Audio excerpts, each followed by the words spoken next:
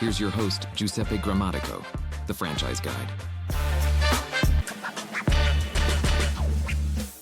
Number 5 is to expect the unexpected. There's no crystal ball. Whether you invest in a franchise or not, there's always going to be a cost. With a franchise, you know what the franchise fee is, you know what the fees are. If you add additional territory, you got the items 5, 6, and 7, the initial investment, which could be the first 90 days of operation, maybe 6 months, maybe a year, maybe certain items are a year. You want to have a really good understanding of what's included in there, what to budget as per the pro forma. But we never know. Was it an election year? Did interest rates go up? Did interest rates go down? Are people just hesitant? Are people just not spending? We can't predict that. So franchise or just an individual business, we don't know obviously what to expect. We can predict. We may have certain opinions on certain areas, but at the end of the day, we don't know what to expect. So just have these numbers. I know this will be crucial because number one, you'll have a budget, so you can kind of figure out, okay, what is my break-even amounts? How much revenue has to come in, and what are my monthly fixed costs? And at one point do I have to increase marketing, employee count, buy another mobile showroom, or expand into my second territory or my second physical brick and mortar location? Have all that information. Things could change, but kind of knowing what are all the expenses. When I bought my franchise, a perfect example, how do I sell my franchise was the question. The franchisor had looked at me. Well, I want to know what costs are involved. I think there was a $10,000 transfer fee. Well, who pays that cost? Well, franchisor doesn't care as long as the $10,000 is paid. So either that's coming from me or I'm charging the seller. Maybe we split it. Maybe I just put it into my amount that I'm looking for the business. But ultimately, I want to know what that looks like. How do I go about selling it? Are there any additional costs? What other services? Some franchises, we didn't talk about this, but they may add on additional services like marketing. Maybe they have marketing, but they add on a call center. What's the cost for that? That's not going to be done for free, but usually it's a lot more economical to work with the franchisor. They figured out the process, and maybe it's just a flat fee. Maybe there's a fee per lead. Maybe there's a combination. We have brands that do bookkeeping. Hiring a full-time bookkeeper could get expensive. They may offer a bookkeeping service, and I think that's great. Why?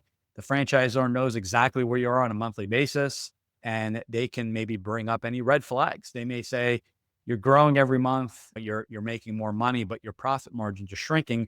Why is that? Maybe there's a mistake on the pricing. Maybe there's a mistake on the reporting. Maybe there's some theft, believe it or not. You're ordering materials and the additional material, maybe it's a flooring job. You order 20% more tile and that tile doesn't get returned for a credit. Maybe the contractor's taking, the employee's taking it. I'm not saying that's the only case, but there are different things. But having a bookkeeping service, they're looking at a monthly P&L and they're calling to your attention, hey, there may be an issue here. Let's sit down and figure it out. At the end of the day, I wish to say there's your exact numbers. There's an exact science to getting as close as you can and doing your homework. So to review the FDD, review the items 5, 6, and 7, talk with franchisees in your market, outside your market, people that are running it full-time, people that are running it part-time, people that started their first year, and people that have done it 5 years down the road. Some of those people can give insight as to where the costs come down. Maybe it's partnering with a franchisee in their marketing efforts, and that reduces your spend by 10 or 20%. Figure out your situation. Are you running this business full-time or part-time?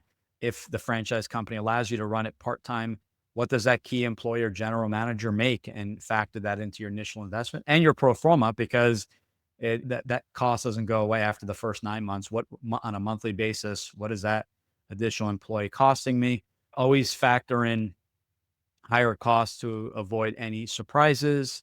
Factor the worst case and the best case scenario. Your costs could come down. They can also increase. But in the event, you can work with your funding company. We work with the company Benetrends. And if you have a variable rate SBA loan, you can ask them, hey, if we anticipate the Fed cutting rates by 0.5 point, how will that affect my monthly payment at the end of the day? Will it be immediate? Will it take some time? If my payment's $3,000, what's my new payment going to be in the event that were to happen? You can factor that in. So doing your homework, it's part of the due diligence process. And at the end of the day, with whatever you decide, if you're going to buy a non-franchise or invest in a non-franchise business or a franchise, we can't predict the future. Costs can go up. Outbreak of a war, interest rates all of a sudden go north, which is completely unexpected when we feel rates should stay stable or decrease. There are a lot of factors, and this is an area you don't want to be kind of deer in headlights, like what the heck do I do? But just ultimately, maybe go err on the side of caution, go a little bit higher on the investment, on the costs, have that 6-month buffer, that savings reserve in the event the business takes a little bit longer to get launched. If you're leaving your job, you're cutting back on some expense on payroll, but you want to also make sure, is it your spouse, partner, is someone else paying the mortgage and the student loans? That's crucial. So I know I harp on these, but I want to keep any surprises obviously to a minimum. There are things that could happen, obviously, and we want to do the research, be best prepared. The surprises are obviously kept to a minimum. Thanks for tuning in.